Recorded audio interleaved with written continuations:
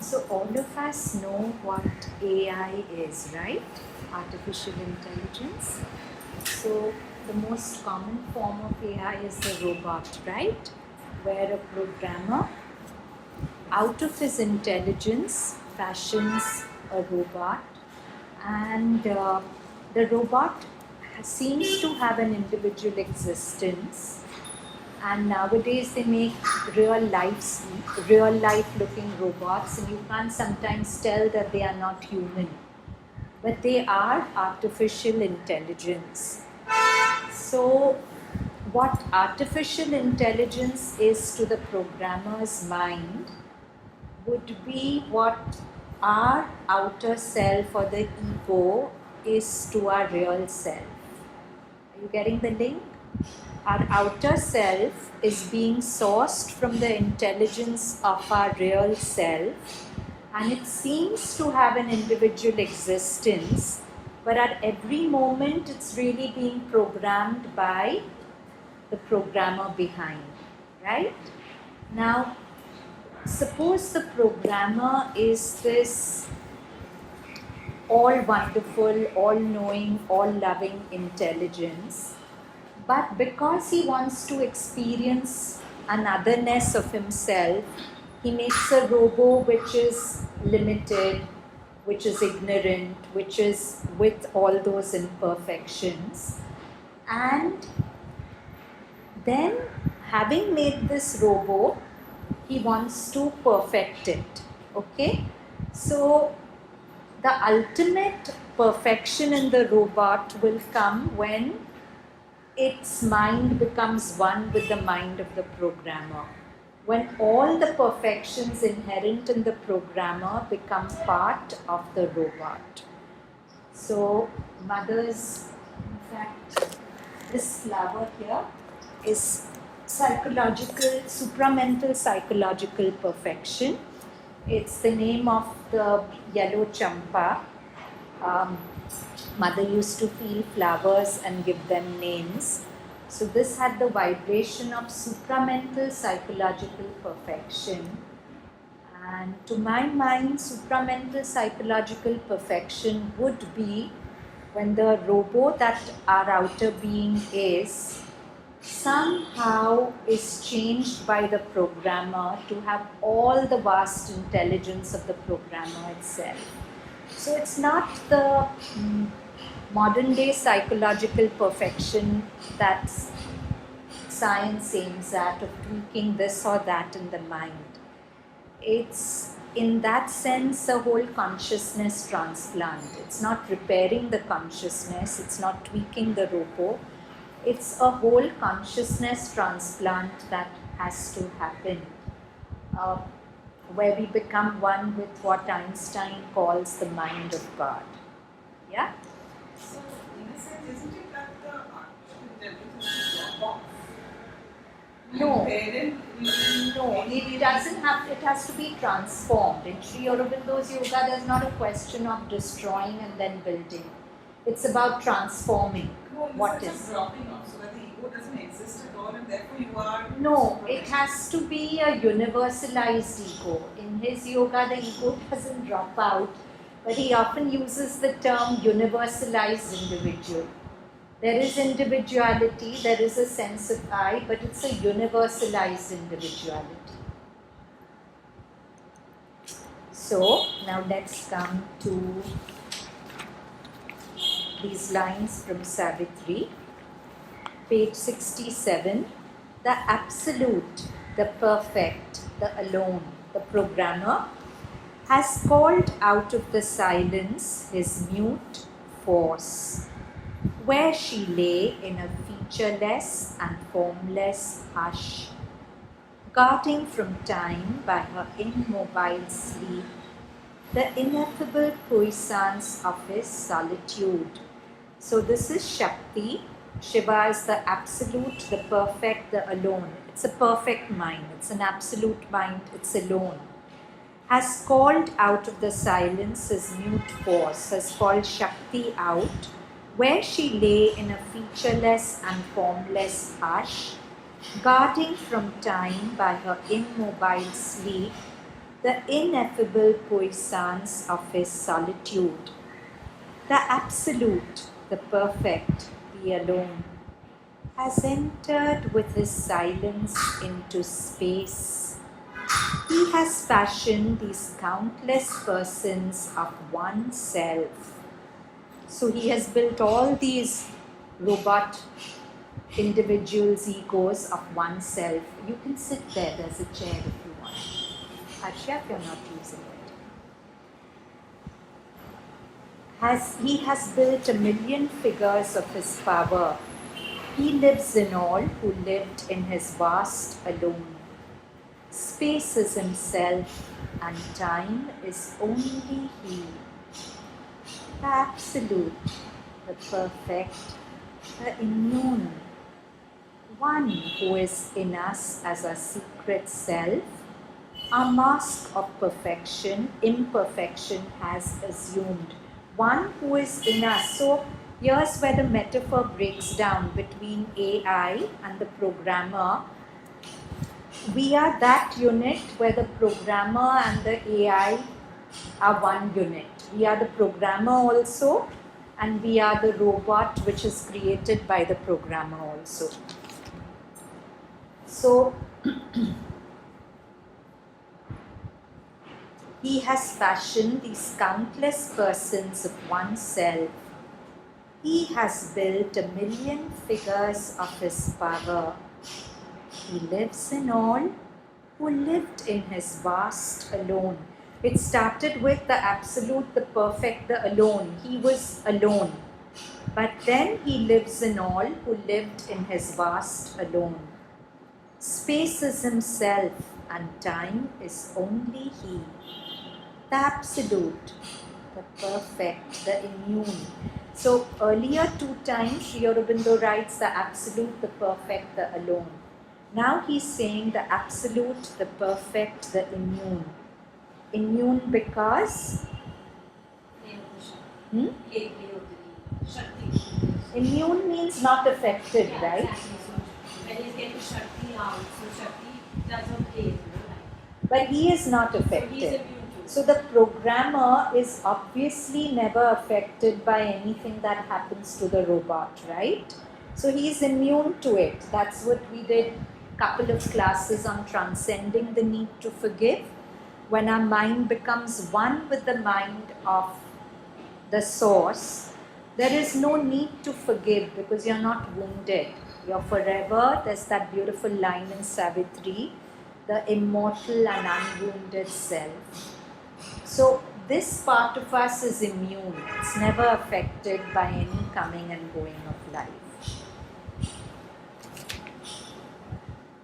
The absolute, the perfect, the immune, one who is in us as our secret self, our mask of imperfection has assumed. He has made this tenement is house, of flesh his own. His image in the human measure cast, that to his divine measure we might rise.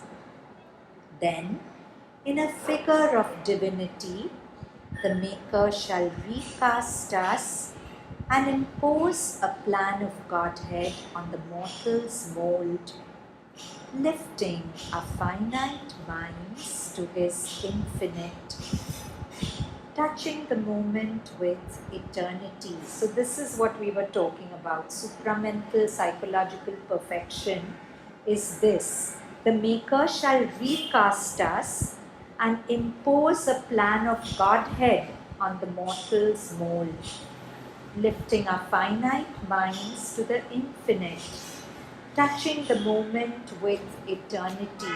Moment is temporary, right? What is it to touch a moment with eternity? How can a moment be touched with eternity? Can we grasp it? Pradyumna, what do you think? What does it mean, a moment touched by eternity?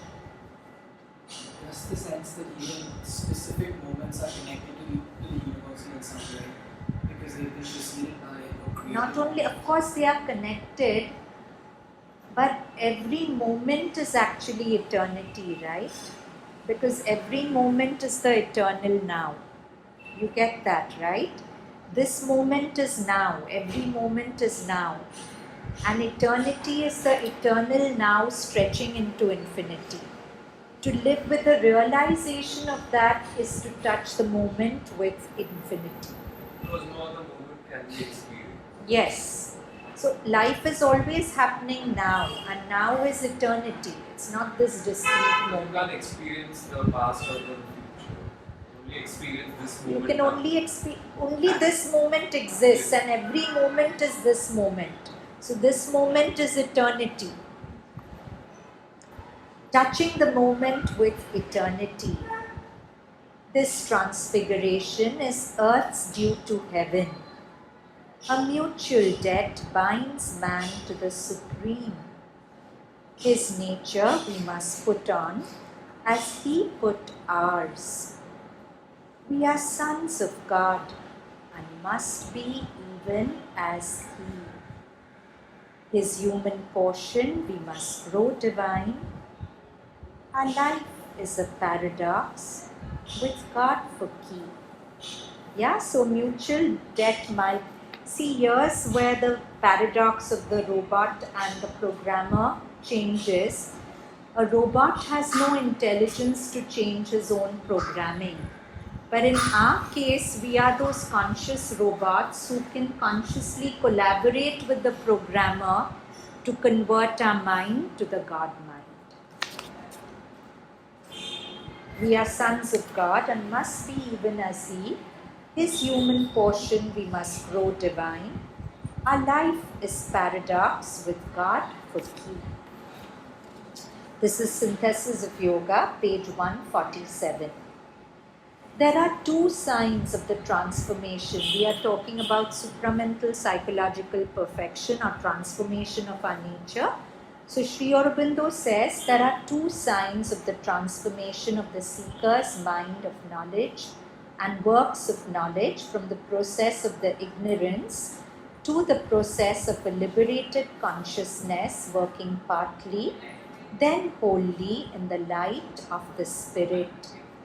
There is first a central change of the consciousness and a growing direct experience, vision, feeling of the supreme and the cosmic existence, the divine in itself and the divine in all things. So the first sign of transformation in us is a constant perception of the divine everywhere, a feeling of the supreme and the cosmic existence, the divine in itself and the divine in all things.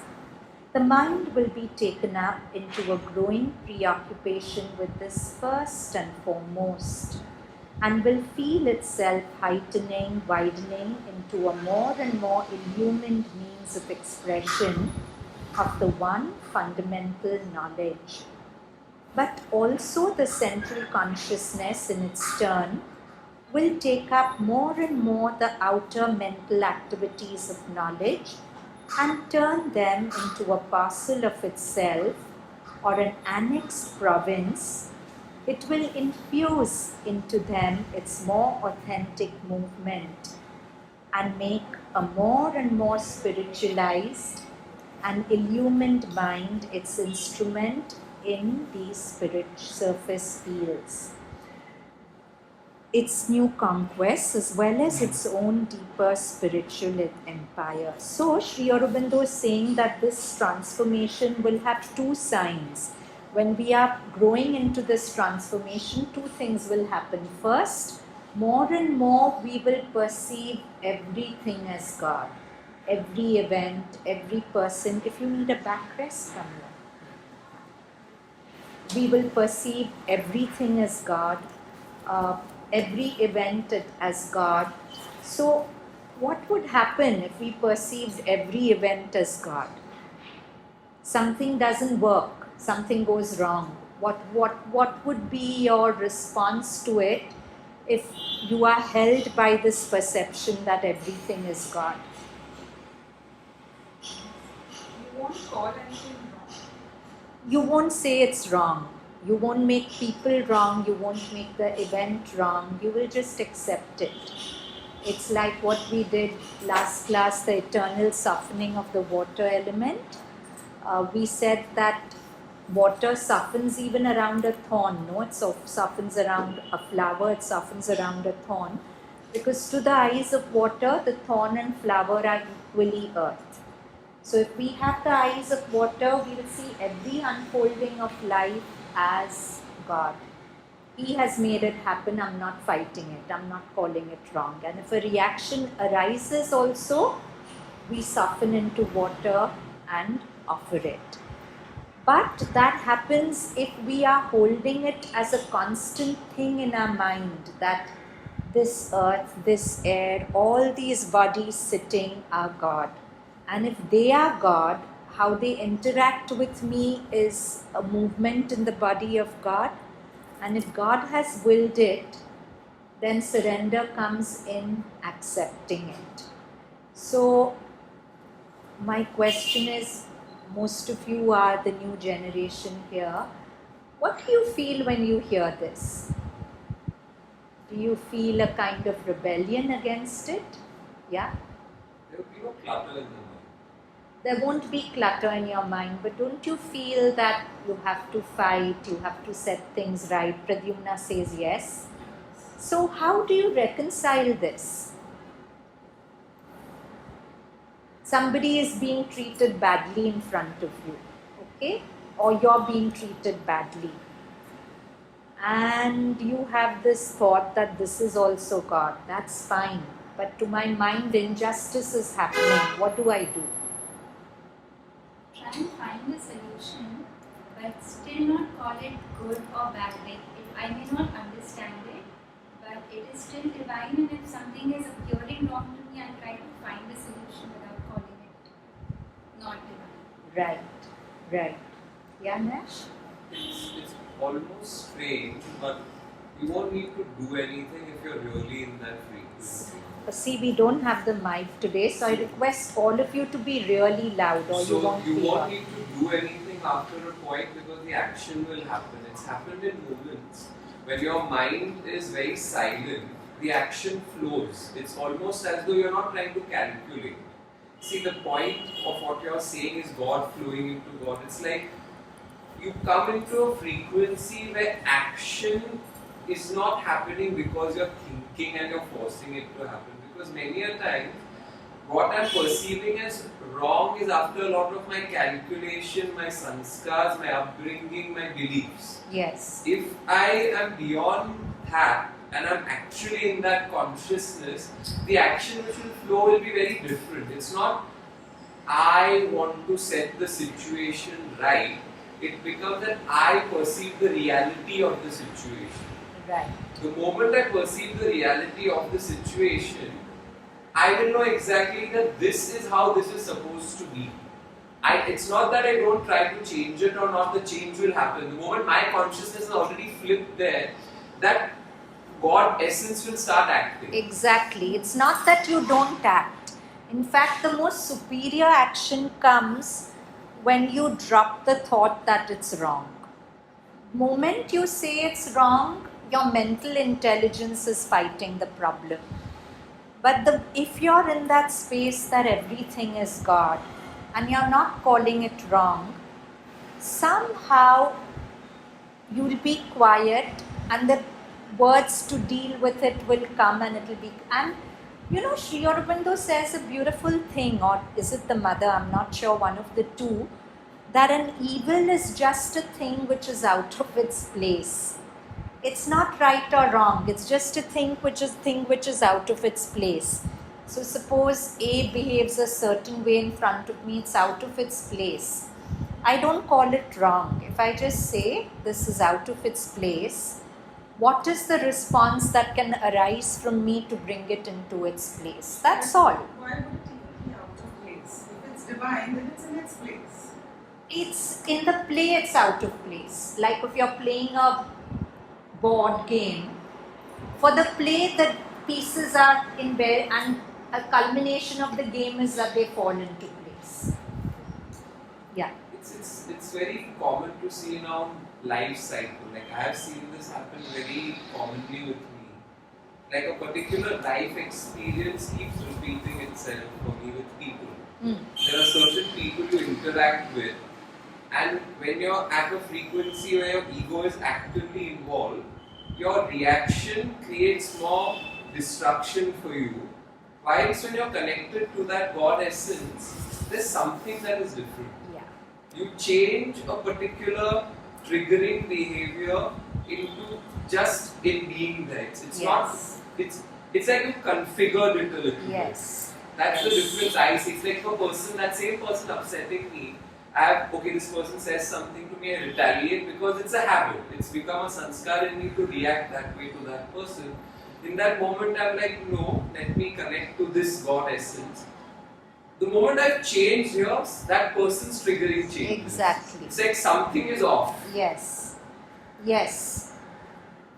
So yeah, it's not asking you to be passive at all, but it's allowing a much higher action to flow through you. It's like that story you said about that lady and that man walking on the sidewalk. Yes, yes, yes.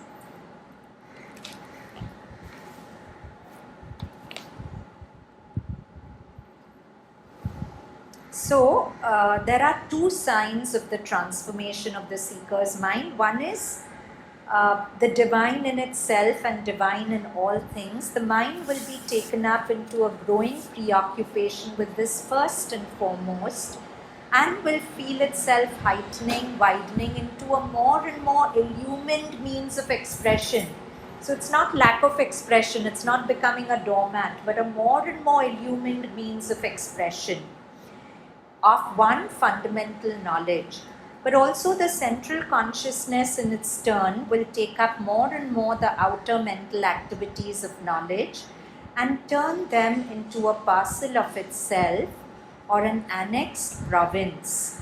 It will infuse into them its more authentic movement and make a more and more spiritualized and illumined mind its instrument in these surface fields. its new conquests, as well as its own deeper spiritual empire. And this will be the second sign, the sign of a certain completion and perfection, that the divine himself has become the knower, and all the inner movements, including the activities of what was once a purely mental action, have become his field of knowledge. There will be less and less individual choice, opinion, preference, less and less of intellectualization, mental weaving, cerebral galley slave labor. You won't overthink. A light within will see all that has to be seen, know all that has to be known, develop, create, organize. It will be the inner knower who will do in the liberated and universalized mind of the individual the works of an all-comprehending knowledge.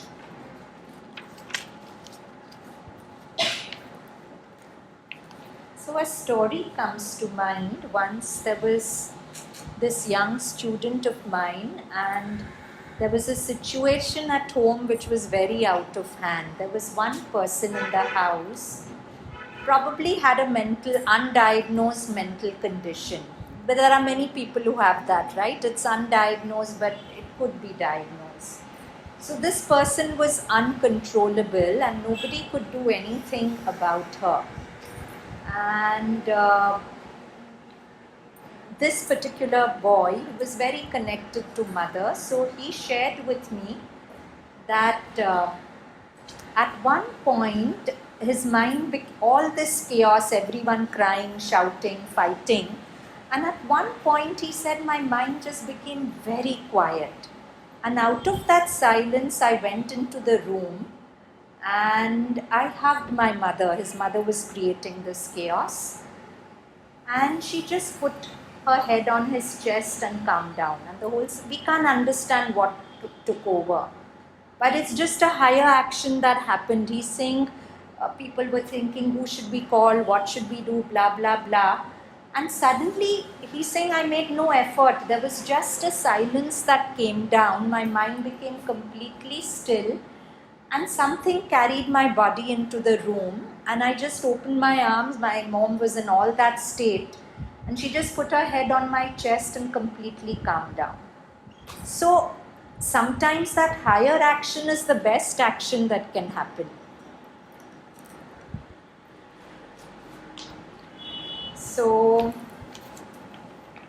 this is again Savitri, page 295. Above them all she stands, supporting all.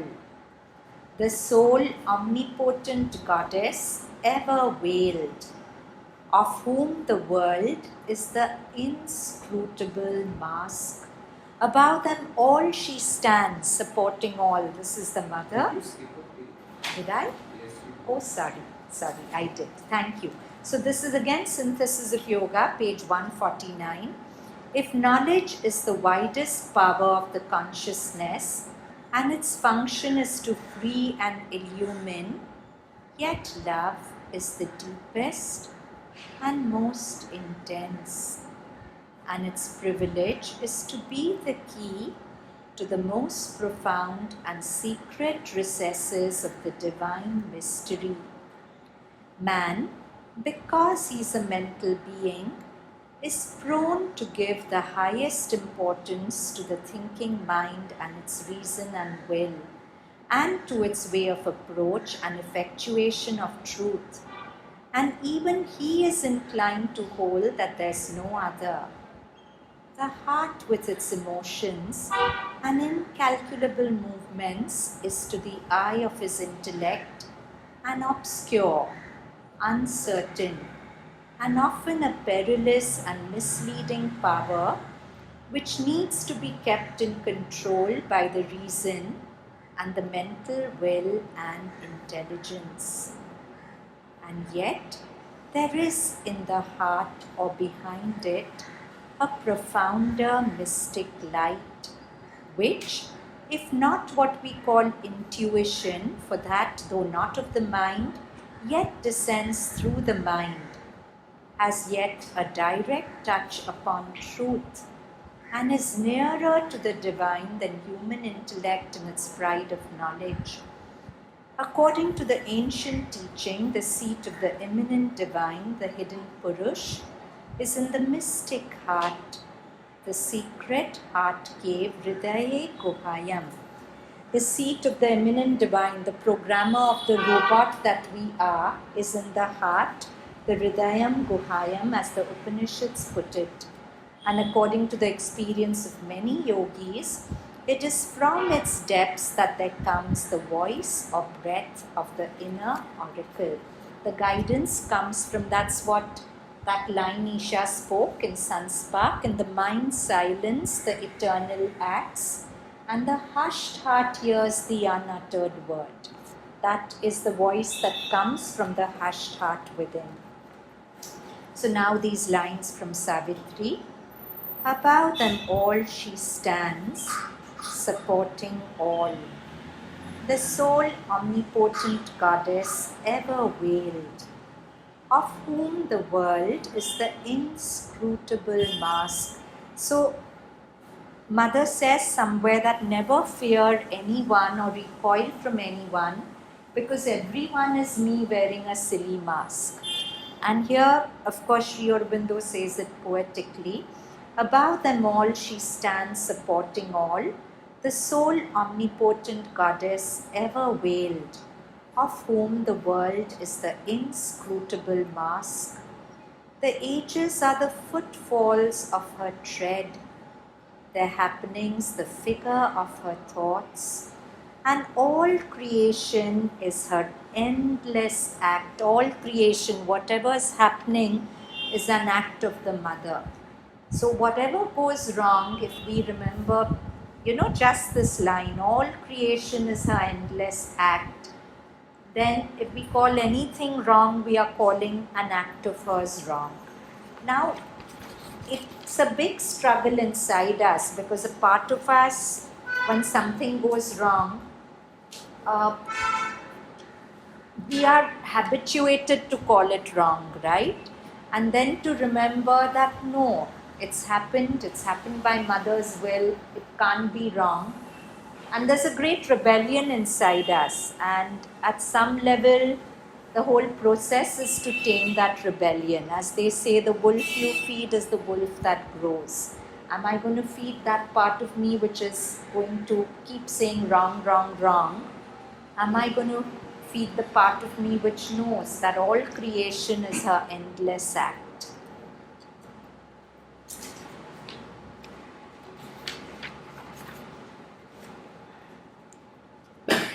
So this is from Yoga and Its Objects by Sri Aurobindo, page 9. The world is only a play of his being, knowledge and delight, Sat, Chit and Ananda. Matter itself, you will one day realize, is not material. It is not substance, but form of consciousness. Now, quantum physics has proved this, right? That matter is not solid. It's just a form of consciousness, that your whole body is solidified thought or consciousness. Whatever you think goes into your body and makes it what it is. So they say you change the biochemistry of your whole body with every thought you think. So it's important to be responsible with our thinking, not just with our action. Because every thought you think is weaving this magical body that you inhabit. Matter itself, you will one day realize, is not material. It is not substance, but form of consciousness, guna, the result of quality of being perceived by sense knowledge. Solidity itself is only a combination of the gunas, samhati and dhriti, cohesion and permanence, a state of conscious being, nothing else. Matter, life, mind, and what is beyond mind, it is all Sri Krishna. This earth, this bag, this air, it is all the divine. The Anant Guna Brahma playing in the world as Satchid Anand. Anant is infinite. The one who has infinite qualities playing in the world as Satchid Anand. When we have this realization, when we dwell in it securely and permanently, all possibilities of grief and sin, fear, delusion, internal strife and pain are driven powerfully, puissantly from our being. We realize in our experience the truth of the Upanishads. Anandam Brahmano Vidwan na bibheti kutaschaneti. He who possesses the delight of Brahman, Anand Brahmano Vidwan, na bibheti, bibheti is fear, has no fear from anything in the world, wherever he goes. So, if we really know this and we make this knowing alive moment to moment that everything is God, then we can't fear anything and we'll never worry about anything. So, Mona found a line which she wants to share. This will be a good time to share it. Can you come here? And please be loud.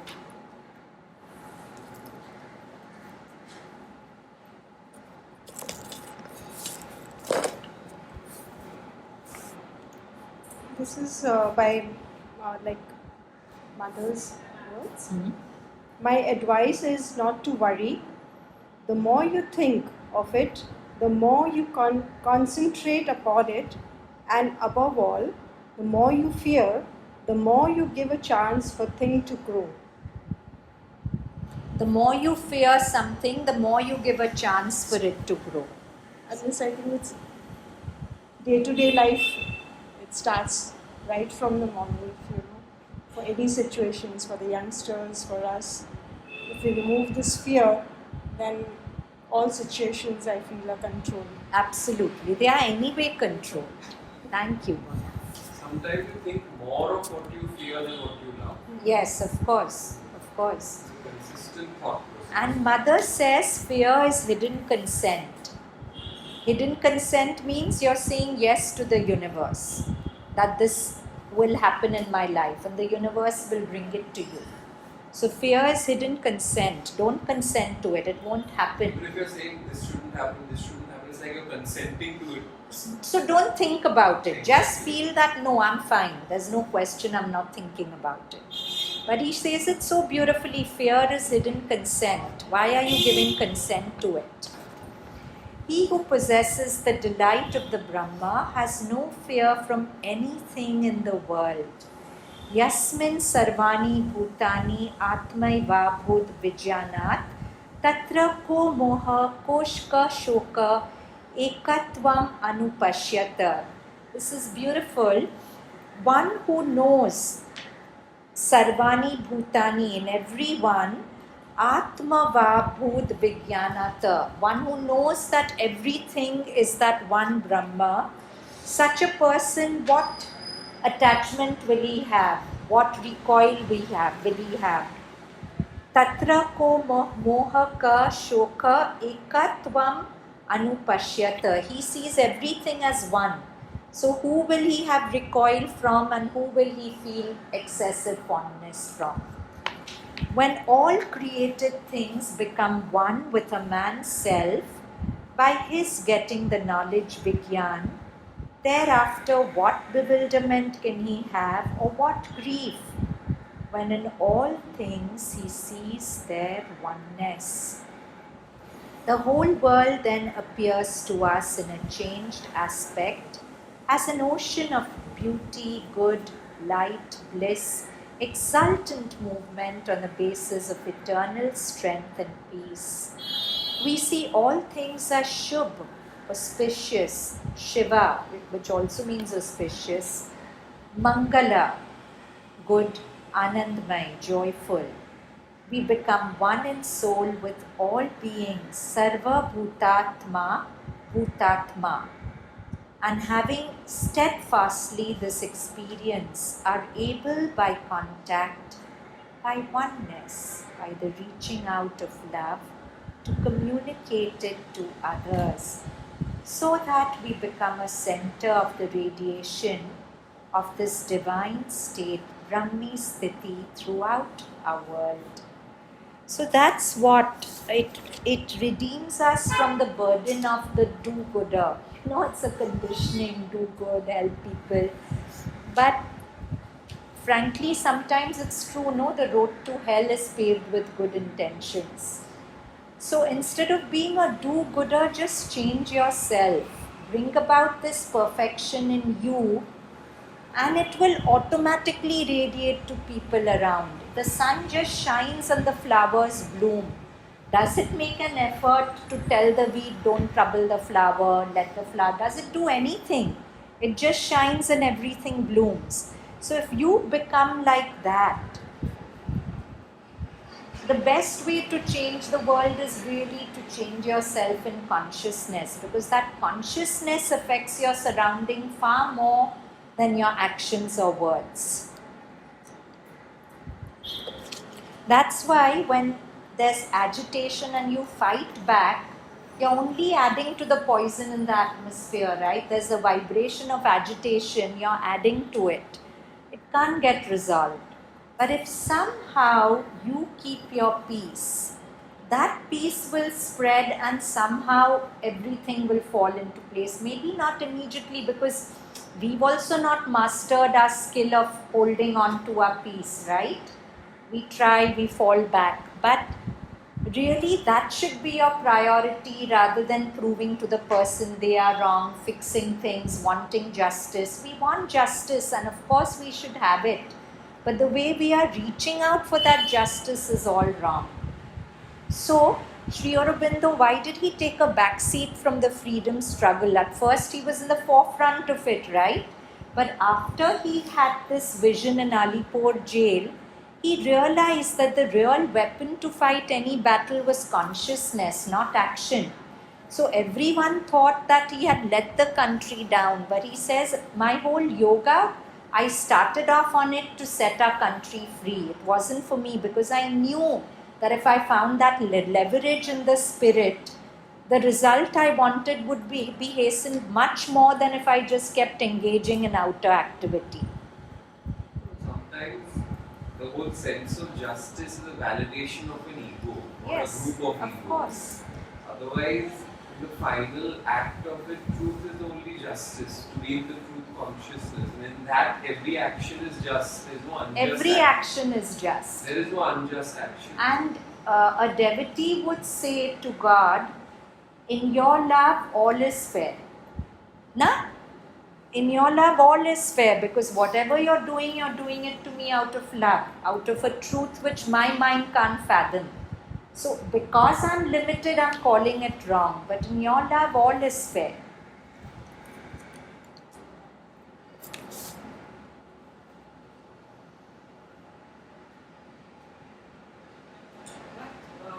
In that sense, would even unconsciousness be fair?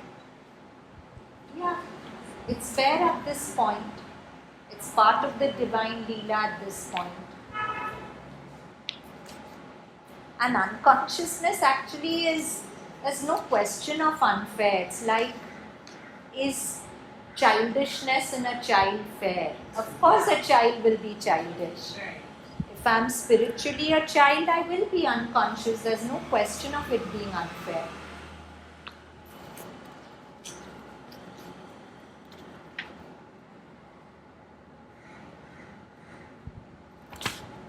It is not only in things animate, but in things inanimate also, that we must see Narayan, experience Shiva, throw our arms around Shakti. So beautiful. In all things animate but inanimate also, we must see Narayan, experience Shiva, throw our arms around Shakti.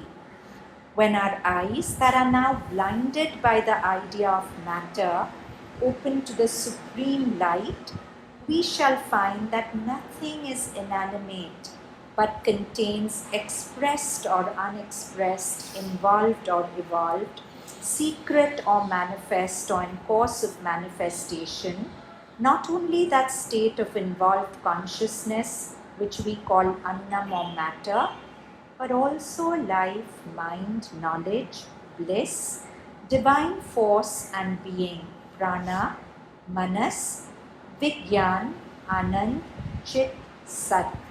In all things, the self-conscious personality of God broods and takes the delight of his gunas.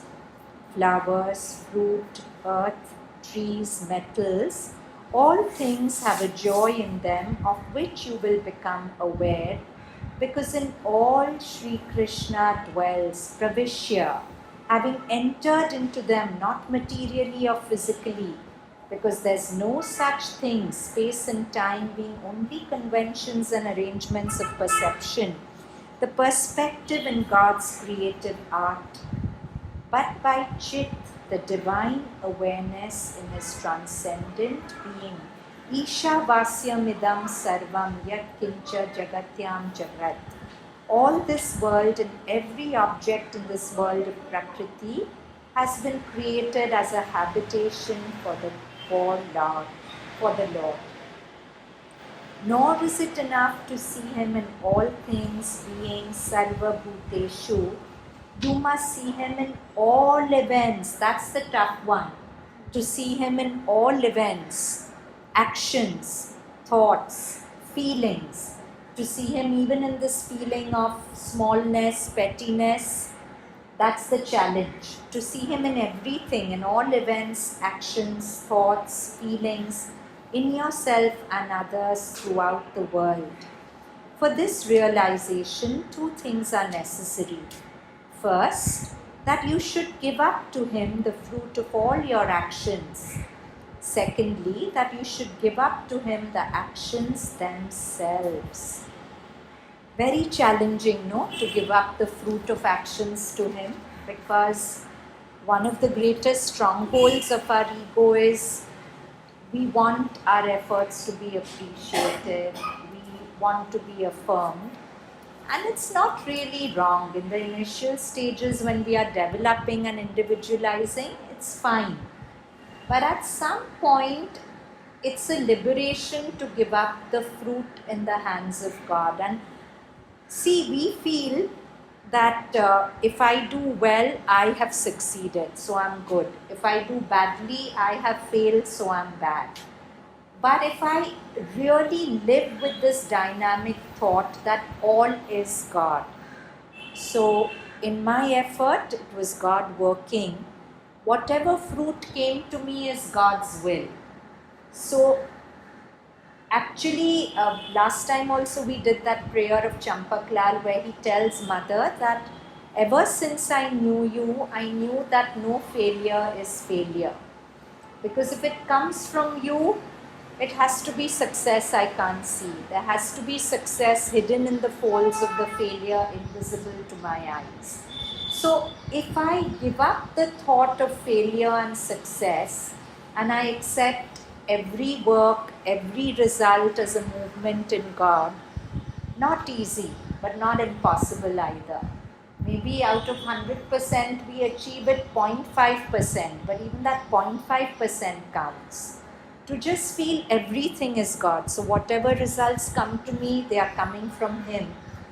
So to accept it just as that. There's that beautiful phrase in the Gita where Krishna tells Arjun that my devotee is one who's in a constant state of Shubh Ashubh Parityagi, who has completely renounced the distinction between fortunate and unfortunate, and takes everything that comes from me as fortunate.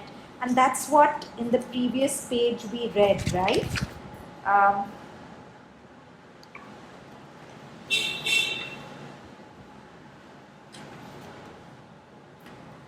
The whole world then appears to us in a changed aspect, as an ocean of beauty, good, light, bliss, exultant movement on a basis of eternal strength and peace. This happens if we constantly dynamize and rekindle this knowing in us that all is God. Giving up the fruits of the action does not mean that you must have the vairagya for the fruits, turn away from them, or refuse to act with a given end before you. It means that you must act not because you want this or that to happen, or think it necessary that this or that should happen, and your action needed to bring it about, but because it's kartavyam, demanded by the master of your being, and must be done with whatever result God is pleased to give. So, whenever we interact with the world, with our life, with people, somehow most of us forget to bring God into the equation, isn't it? We know it, but we know it when we are reading, when we are talking. Otherwise, He's out. It's me interacting with you. Now, I know this person, very strange person on all accounts, and he somehow doesn't give absolutely a damn about what people think about him. So his behavior can be just like that. If somebody asks him, "How are you?" he'll reply, "You don't really want to know how I am. Why are you asking?" So he's very strange like that. So once I asked him that, "How are you like this? How does it not matter to you at all what people think of you?"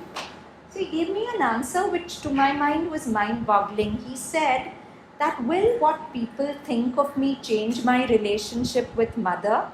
If it won't, why should I care?" So it was like, to outer eyes, he's a very sort of difficult, different kind of person. But I thought, wow, what internal growth he must have made, that all his interactions he's seeing in terms of, is it cementing my relationship with mother, is it taking me away? If that is his constant parameter, it doesn't matter what his outer packaging is, he doesn't care. And so it's so beautiful. I'm so bothered about things, but it's a beautiful thing to ask that person's opinion of me. Will it change my relationship with mother? It won't. Finally, it's between me and mother. My not getting this result, will it change my relationship with mother? No, she's going to love me anyways, whether I get that outcome or not. But if we are really honest with ourselves, the taste buds of our being are different. Our taste buds don't only want mother's love. The vital wants various other things. So it's good to see that and slowly coax it to change, so that finally we get all our joy from that one relationship. Then we are not too bothered about how others perceive us, how the world perceives us, what we get back, what we give.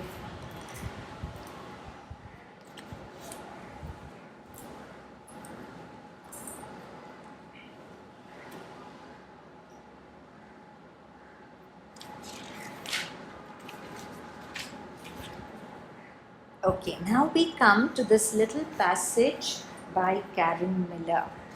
So, we have so far looked at a few Savitri classes back. We took one line from Synthesis of Yoga, where Sri Aurobindo says that the central smaran, the constant remembrance, should have a positive aspect. Positive is saying yes to something, that all is God. And a negative aspect, negative is not bad, it's saying no to something. A negative aspect, that I am not. In fact, there was a whole Savitri talk titled God Alone Is, I Am Not. So, in order to come to God alone is, the I am not also has to be strong. It's like Raman Maharishi used to say, that example of the snake and the rope. A rope is dangling, but you see it as a snake. Now, till you see the snake, the rope is not visible to you. The rope is I am. The rope is God alone is. The snake is you. You're seeing a snake that doesn't exist. But till that snake dissolves, the rope won't be visible to you, right? You'll keep seeing the snake. No matter how much I tell you there's no snake there, you won't believe me. So this part of our talk is about seeing through the snake. Seeing that the snake doesn't exist. It's only a rope over there. So, Karen Miller says, like everyone, I have seen heaps of leaves all my life, but I never really notice the part when they fall to the earth. When you watch a tree drop its leaves, it changes you. It alters your ambition and interrupts your agenda. There's nothing like the sight of falling leaves to give you a glimpse of reality, especially if it's in your own backyard. 3 months earlier, I left my job, sunk my savings into this decrepit house, sacrificed my slim claim to fame and greatness, and brought myself down to earth. And for what? I was no clearer on the why. Then it began to rain, a translucent veil that fell like lace from the crown of the sky. So poetic. It's a very gentle rain which is coming down like a lace from the crown of the sky. Did this even qualify as rain? It was a very gentle drizzle. So was it even rain? I had no wonder, being a transplant from the land of whip-cracking cloudbursts and tornado warnings, with sudden raging floods that crested 2 feet higher than your door. That was rain. So if we have a conditioning, we even question rain. In my past, rain was this, so is this even rain? I had lived for 41 years before I ever saw a tree lose its leaves. After that, everything I saw was a falling leaf. Everything came down. So it's like when Karen Miller saw those leaves falling, suddenly to her this was life. Every moment is a leaf falling, another leaf being generated. It's the anicca of the Buddha. Everything is passing, everything is changing. This body is also a falling leaf. Quantum physics will tell you it's changing billions of times in 1 second, right? It's billions of leaves falling and being regenerated. So change is a constant. What you're calling yourself, the Buddha would actually say is anatta. Anatta is no self.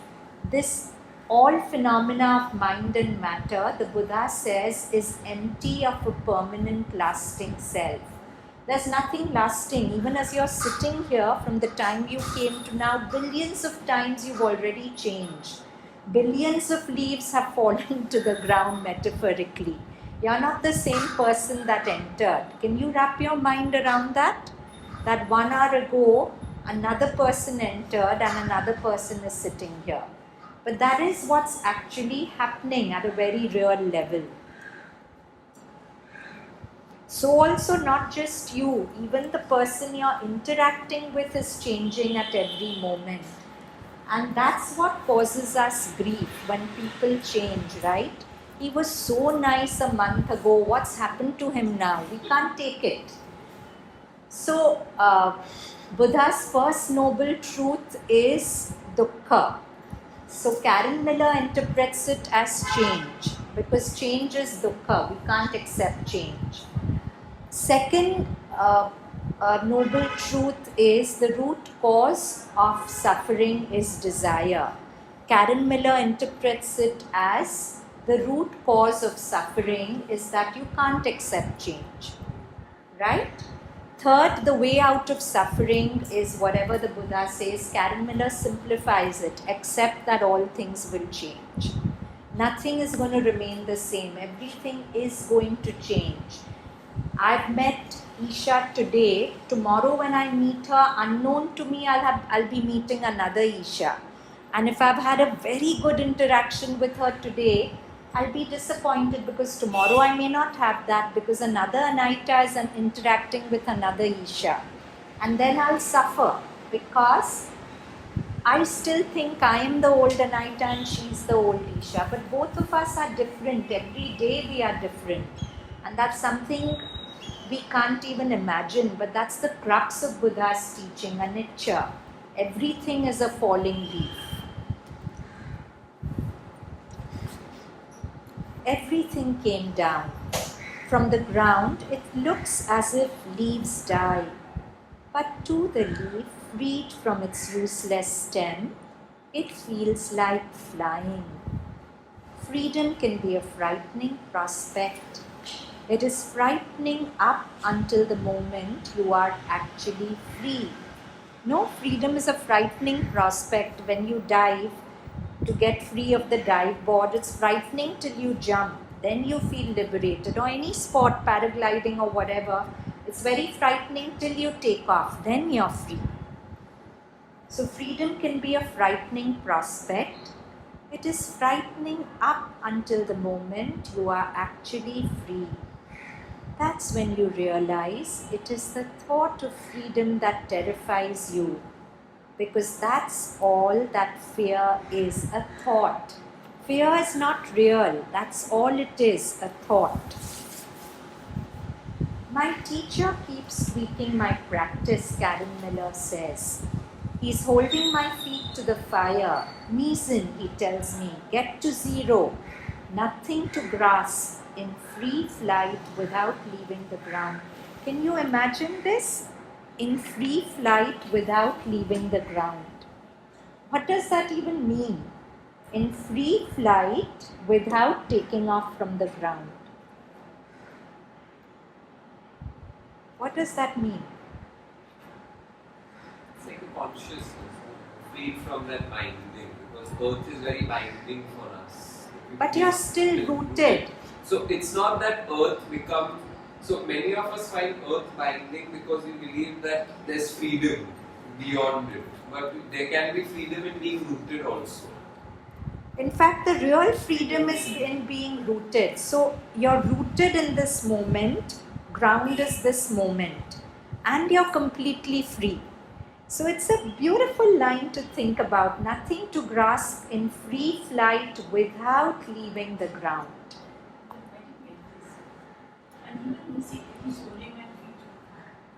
He's holding my feet to the fire because a real master keeps putting you through trials, no? He keeps holding your feet to the fire. Only to discover that even in that fire you're free. Nothing to grasp, in free flight without leaving the ground. We keep feeling if we leave the ground, if we go here, if we go there, then we'll be free. But the real freedom is to be anchored in the eternal now and be totally free. Make the effort of no effort. Mesumi Roshi, that's Karen Miller's teacher, said. The effort of no effort is the hardest effort of all. This is the effort you owe to everything and everyone in your world. So for example, a simple thing like you get a cold, you'll make your effort to heal it. Sure, you'll have your kadha, you'll have whatever. But the actual healing happens in your body without your effort, right? Your kadha and all, you're fooled into thinking it's helping. It's not really that which is killing the virus or bacteria. Sometimes you don't do anything also, you go to sleep, next morning you're better. So this universal intelligence is acting through your body and doing what needs to be done. The flip side of it, none of us like our hair to turn grey. But without you doing it, your hair will turn grey, wrinkles will come. It all happens without your effort. You're just there and life is happening through you the way it has to. You have the illusion that your effort is moving you forward or pulling you back. And Mother was asked this, that how much of your yoga depends on human effort. So she said, fortunately, not much at all. Because whatever we do, there's an intelligence working through us, making all the effort that's going to do this. And everything in yoga is really a paradox. While we talk about conscious collaboration and personal effort, it's also true that very often personal effort gets in the way. Like Mother wants to give you something, but you're so stuck on sticking to a technique, that following the technique, you're not able to receive what she wants to give you. So that's why in his yoga, Sri Aurobindo hasn't given any fixed technique. He says the whole path of yoga will seem very scattered at times. You'll do this, then you'll do this. So it will be a scattered but intense working. You'll follow many paths and many things.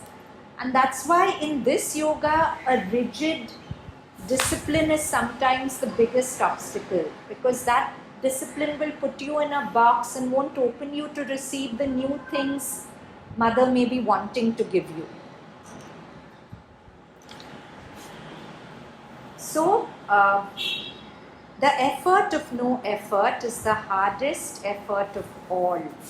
So, if this intelligence is healing my cold, why will it not heal that impaired relationship, this whatever, that whatever? If I just wait patiently and don't interfere with too much effort on my part, life has a way of correcting everything that's out of place if I don't get in the way. This effort, this is the effort that you owe to everything and everyone in your world, which is after all a natural world with natural intelligence, harmony, rhythm and wisdom. Trust it. Be patient. We do not manufacture summer or winter, or our youth or our old age. It just happens. Nor do we love by clinging to the way things used to be. You might as well try to tape a leaf back on a tree, right? You can't do it. Empty-handed, the masters say, we attain the way. This is Samadhi in action, the healing power of your peaceful presence, resisting nothing, adding nothing, thinking nothing, enabling you to say goodbye to your mother and hello to your daughter, even though neither of them answers. Your mother may die and your daughter may be too involved in her adolescent things, neither of them may answer. But you still say hello and accept it as a movement in God, as an understanding that all things that are tangible are going to change.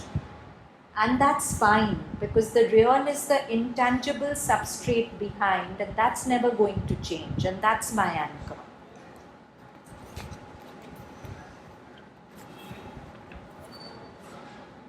Sit quietly and enter the fullness of time, where the seasons advance in one viewing. Know that leaves bud and break, flowers bloom and burst, fruit softens and drops. So earlier she says that to our eyes it's the death of a leaf when it falls off the tree, but to the leaf it's liberation, right? So to us, when the real physical things fade, when wrinkles come, when white hair comes, not just physically but in things we are attached to, everything has a season, right? A youth, a ripening, an old age, in relationships, in everything, it's a season. So when it goes into its season of autumn and fading, if we remember this, that everything in life is a falling leaf, and a falling leaf is not bad, it's appearing bad, but the leaf is going to fall to the ground, become soil, become a fresh leaf somewhere else. So it's all part of the process. So if I live isolating life from God, then I want to hold on to things because that's all that is apparent to me. But if behind everyone and behind myself I'm constantly holding the vision that this is God, then like that person, I'm not very invested in things that are changing. I'm invested in the unchanging substrate that's behind. If it's not going to affect my relationship with mother, why should it bother me? I mean, it's such a beautiful parameter to live with. Even in work you do, if you succeed, but it makes you all arrogant and disconnected from mother because you start feeling, I'm so good, I'm so great, that work on paper may be a success, but in real terms it's a failure. It's altered your relationship with the mother for the worse.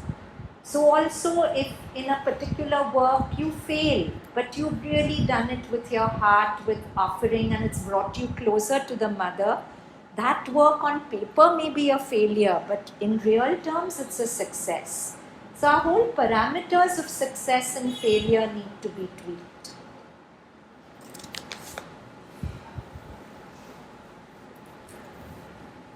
Flowers bloom and burst, fruit softens and drops. Earth is our mother. She heals even the last fall. The gardener is not afraid. If my life is a garden and I am the gardener, I can see autumn coming and sweeping past my garden, but I know the earth that in time she will make the garden bloom again.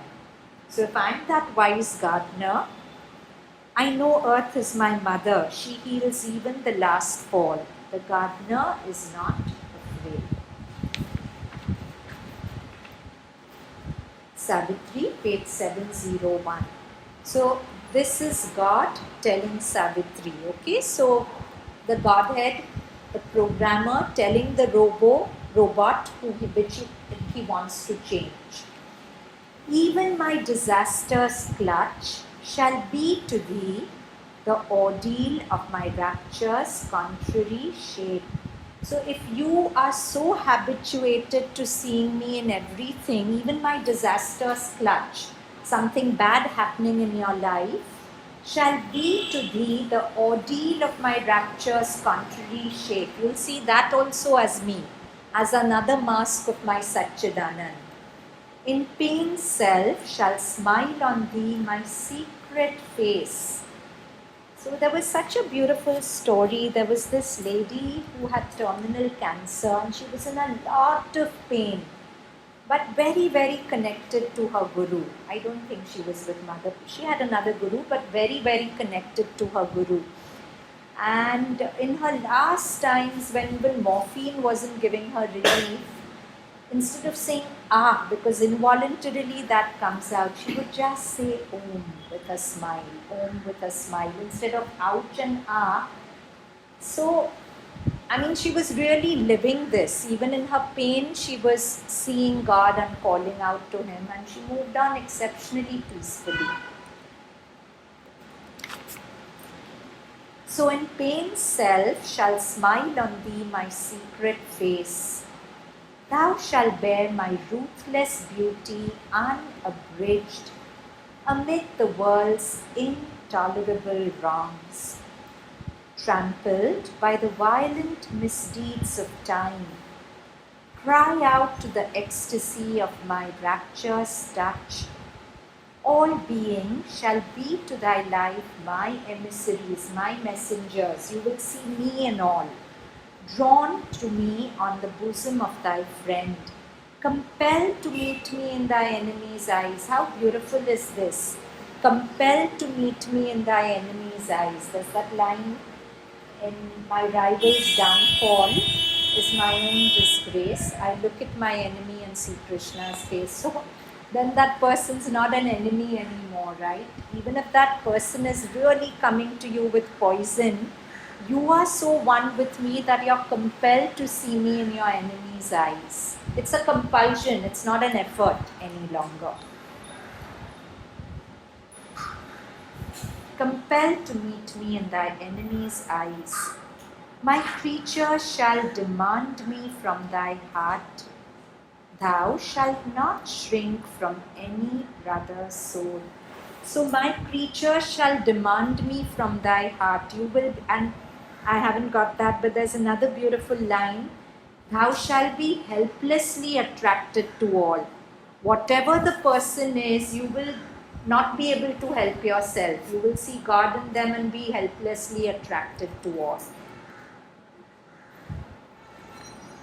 Then page 8. Savitri. So this is at a time, it's in the first canto. Like most epics, Savitri begins in the middle of the story. So the first canto, the symbol dawn, is the night before Satyavan is to die. Savitri knows today is the day death is going to come and take Satyavan, and this is from that canto. So even in this moment of her soul's despair, she has woken up, it's dawn, and she knows any time her whole life is going to change 360 degrees. Even in this moment of her soul's despair, in its grim rendezvous with death and fear, No cry broke from her lips, no call for aid, no prayer also. She told the secret of her woe to none. She hadn't told Satyavan's parents, Satyavan, anyone. This was a knowledge she kept to herself. Calm was her face, and courage kept her mute. Yet, only her outward self suffered and strove. Only the robot suffered and strove. The programmer inside her was free from grief, unwounded. Yet only her outward self suffered and strove. Even her humanity was half divine. Vaishali's beautiful line, which she shared last time, her spirit opened to the spirit in all. Her nature felt all nature as its own. So they are exceptionally beautiful lines. Vaishali, after you, I lived with them several times during the week. Her spirit open to the spirit in all. So she's really feeling herself in everyone. Her spirit open to the spirit in all. Her nature felt all nature as its own.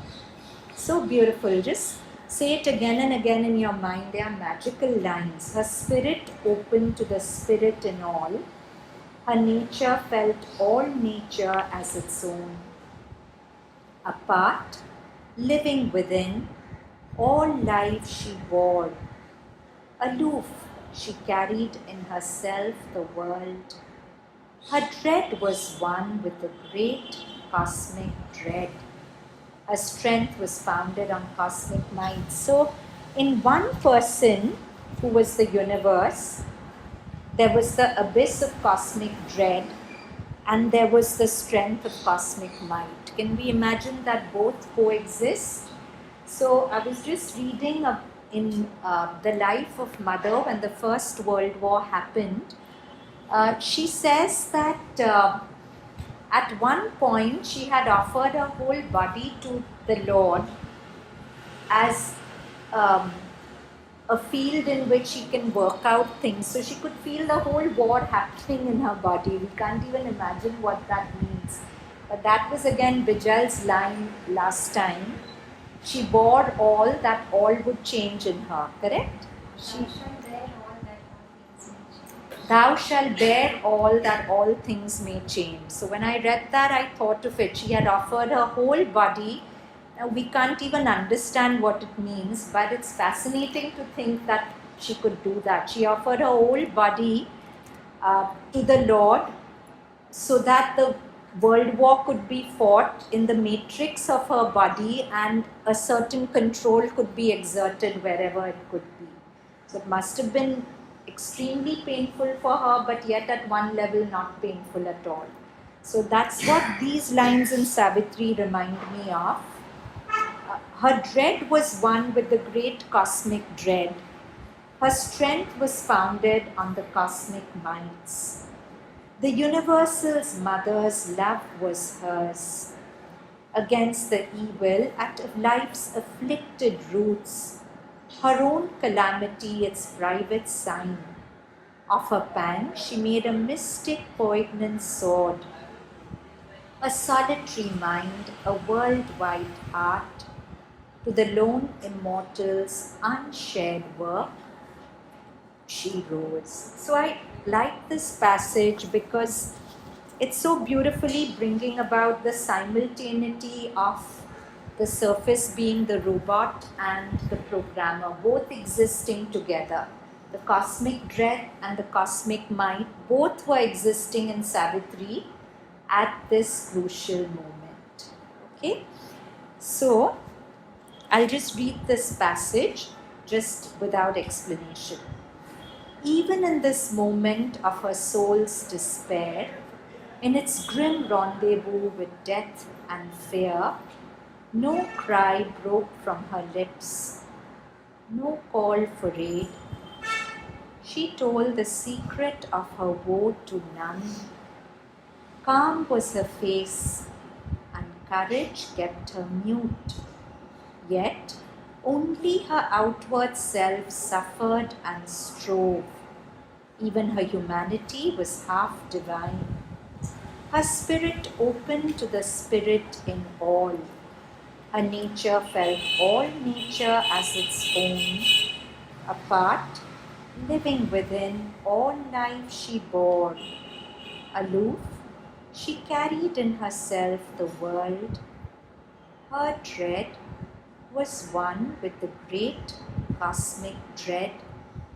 Her strength was founded on the cosmic mights. The universal mother's love was hers. Against the evil at life's afflicted roots, her own calamity its private sign. Of her pan she made a mystic sword, a solitary mind, a worldwide heart. To the lone immortals' unshared work she rose. So we will stop here and let's assimilate.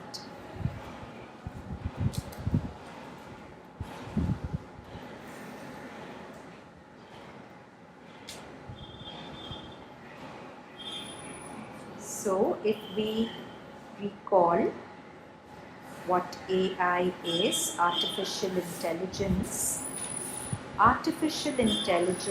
would be to the programmer what the ego self would be to the real self. The ego is programmed from the real self and appears to be different but is sourced from there. Mother has called the yellow Nag Champa supramental psychological perfection. So, this psychological perfection is affected when the mind of the programmer is fused into the mind of the robot, when the robot is one with the programming source. So it's not about piecemeal perfection of different aspects of the psychology, but about a consciousness change in us. And this consciousness change, Sri Aurobindo says, there are two signs of this transformation. One is a vision which constantly sees God in everything, in every person, in every event, in every emotion, in every thought, in every happening. If we see that, then our mental judgments of good and bad drop away. And that's a big challenge, because it's a conditioning in us to instantly judge occurrences as good and bad. But if we constantly kindle this knowledge in us that everything is God, then the moment reaction comes, I surrender it to the knowing that this too is God. This too is God.